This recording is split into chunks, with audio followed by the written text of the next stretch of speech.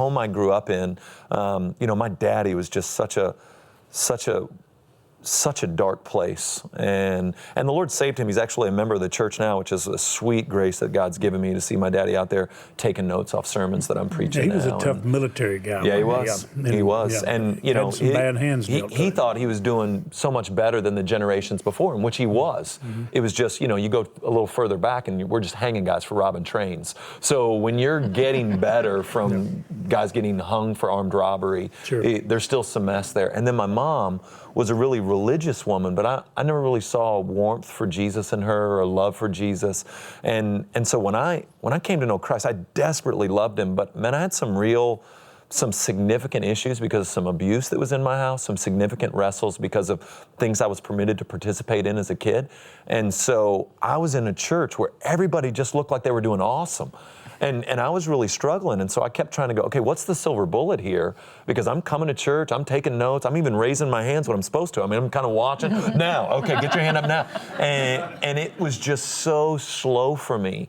And it seemed to me like Christian maturity and sanctification was this 6-lane superhighway for everyone else. And for me, it was like a dirt path up the side of Everest, and I didn't have any tools. And so to have the Apostle Paul swing around in Philippians chapter 3 and say, no, you chase Jesus. And these things are good if they get you more of Jesus, but they don't give you more of Jesus, they're rubbish.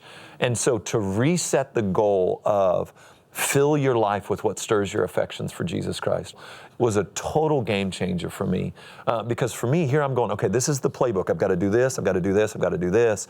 And even things that guys were trying to teach me back then just were not helpful. They were like, get up every morning and pray for 2 hours. Now that's awesome unless you're 18 and have no idea how to do that.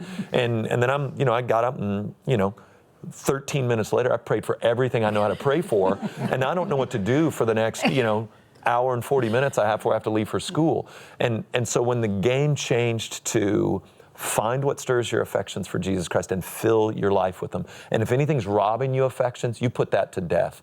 When that paradigm got laid in front of me, man, walking in so much more freedom, understood how to defeat sin a bit better, understood that really knowing Jesus is the best possible solution to any addiction or shortcoming or failure that I had. So I think the issue for people is, and we talk a lot about this at the Village, I think people can believe that God forgives them. I think they really struggle with the idea that God likes them.